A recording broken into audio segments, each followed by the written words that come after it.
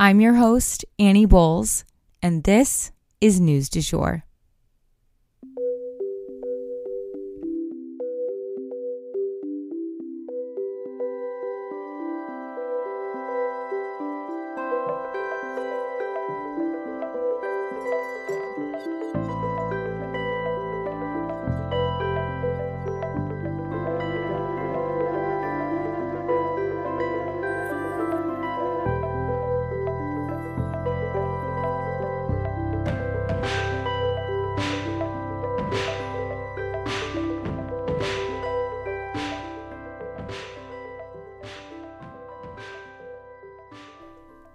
Hey you guys, and welcome back to the News du Jour, a calmer space to consume the news.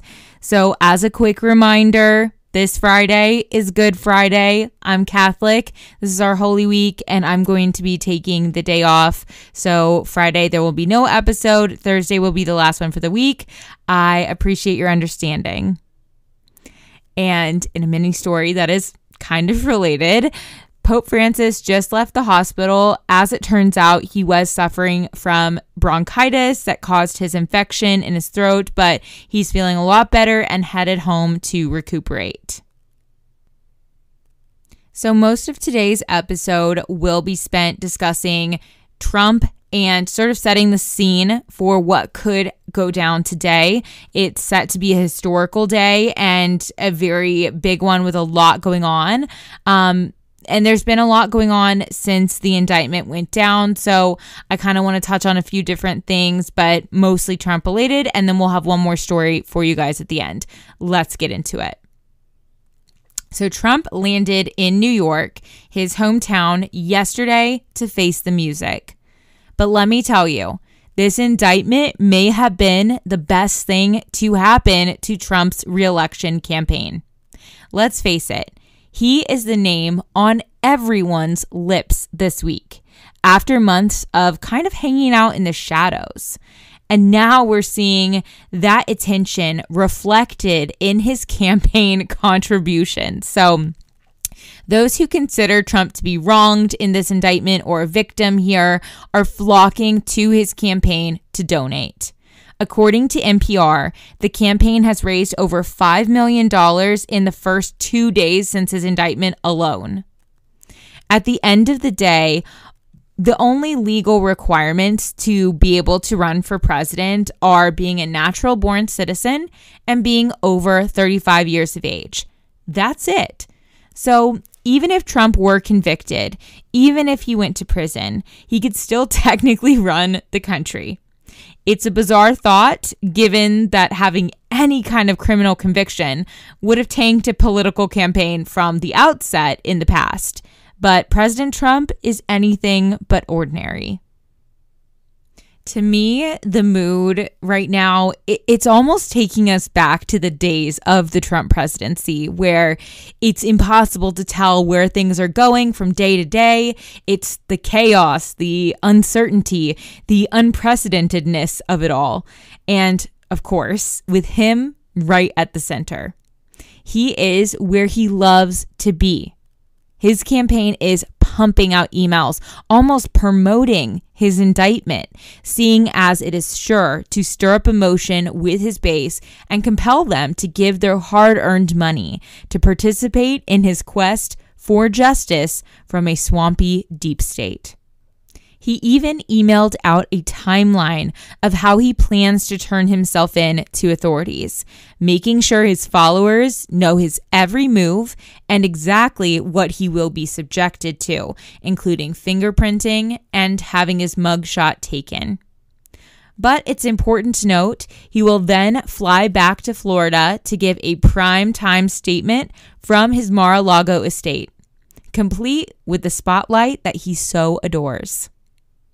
Trump has referred to the prosecutor in this case as a, quote, degenerate sociopath, end quote. And he said that the judge in this case, in all caps, quote, hates me, end quote.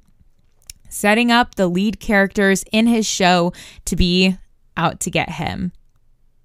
Ivanka put out a statement on the subject of her father's indictment that I thought was of note and just wanted to make sure you guys knew about it. She said, quote, I love my father and I love my country. Today, I am pained for both. I appreciate the voices across the political spectrum expressing support and concern." End quote. Melania has yet to make a statement, but was photographed smiling next to the former president since the indictment. Meanwhile, the classified documents probe has also gotten a new piece of evidence, and not really in Trump's favor. So apparently, evidence has surfaced, according to Huffington Post, that shows Trump may have gone through the classified documents in his possession after he received the subpoena ordering him to return them. If this is true, it would point to the idea that he himself was obstructing justice rather than his lawyers doing so on his behalf, which is a huge distinction in terms of Trump being liable for this.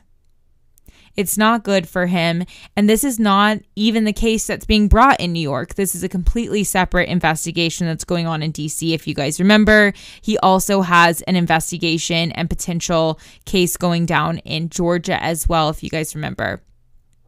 Now, it's important to remember that we don't yet know what Trump is charged with in New York. But it is standard procedure that once someone appears in court, all counts will be revealed. So it's possible that when Trump appears in court today, all 34 counts against him will be revealed to the public. So again, that's likely to be happening today. That would be standard procedure. But like we said earlier in this episode, Trump is anything but ordinary. Now, 34 different charges. That is going to be a lot to parse through. So give us a minute. We'll try and have that for you guys for tomorrow's episode. But if not, definitely on Thursday's episode before the end of the week, we'll make sure to go through those charges with you guys with a fine-tooth comb, explain what they mean, and make sure that you understand them. So this info, if it comes to light today, we'll definitely keep you guys posted on our social media. Be sure to be following us. It's newsdujour.podcast on Instagram and newsdujour podcast, all one word, on TikTok. We will be sure to walk you guys through the charges, and hopefully we can find a legal expert to hop on with us to give us some insight into New York law as well. Stay tuned for that. And for our final story today, Lindsay Lohan charged in a crypto scheme. So cryptocurrency's collapse is taking some celebrities and influencers down with it. Kim Kardashian and Lindsay Lohan are both facing legal charges, or I should say Kim faced legal charges over their promotion of cryptocurrency without providing the appropriate disclosures to their followers. YouTube star and boxer Jake Paul, rapper Akon, and Austin Mahone will also face similar charges. It appears that these celebrities were paid for their social media posts about cryptocurrency, but intentionally hid that from their followers. They didn't use the appropriate hashtags or disclosures to let people know, hey, I was paid to promote this. I might not know all the ins and outs of this product. Again, I'm being paid for it. Kim paid $1.26 million to settle with the Securities and Exchange Commission over her failure to disclose a paid post promoting the EMA token, or EMA token. Shows how much I know about crypto. Doling out financial advice, though, in general, online is a tricky business, and it stands to get a lot of people hurt if you get it wrong.